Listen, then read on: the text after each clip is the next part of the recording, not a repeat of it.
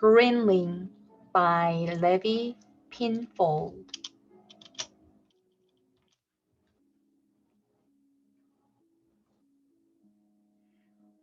What is this growing on barleycorn land? What is this standing where once stood a tree? Is it intended for barleycorn hands? I wonder, thinks he, could this be for me? His wife wants to know where it came from. He says, where the wildflowers grow. She says, it belongs to the wild then, and back to the land it should go. You cannot return for a refund. A baby is not like a hat. What's picked is picked. What's done is done.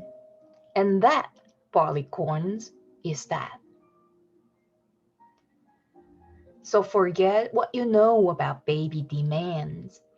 This is a different breed. It's clear he has needs only trees understand. A vegetable hunger to feed. With night fast approaching, barleycorn says, we can't leave him outside for the crowds. If some of this outside were inside, he could settle in safe if he chose. I know what you're up to, mutters his wife, but keeping him here is not right. Get rid of this goblin by morning he goes, or we're in for a fight. But morning brings stranger becoming, beginning a barleycorn gripe. She says, how will we cook breakfast today? He says, them melons look ripe. She retreats to the sofa to lie down, but her hopes of a rest take a blow. She says, how will we watch TV tonight? He says, just look at him grow.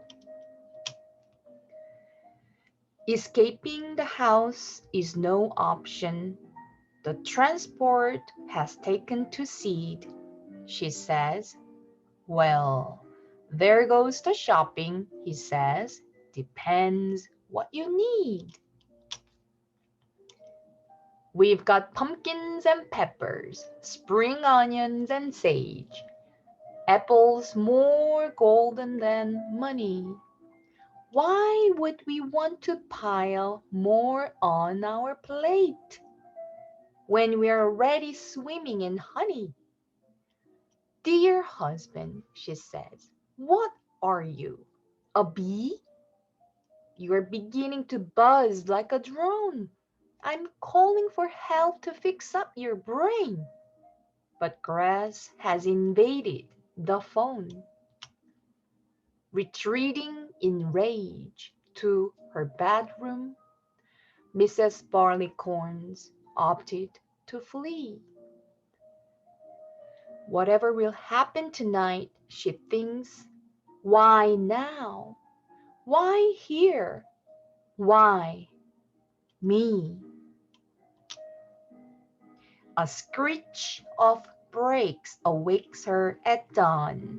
Then humming up on the lines, a swarm of passengers bound for work are stopped in their tracks by vines. That creature must go, says a voice in the crowd. He's pushing us out of our world. These people all need to be moving along. This vegetable must be hurt. Well, that's not right, Mrs. Barleycorn thinks. The boy is just strange, not bad. A baby's a baby. When all's said and done, there's no need for them to get mad. Thoughts boiling over, she bellows aloud. I think you've gotten it wrong. We should welcome this Greenling into our house. We've been living in his all along.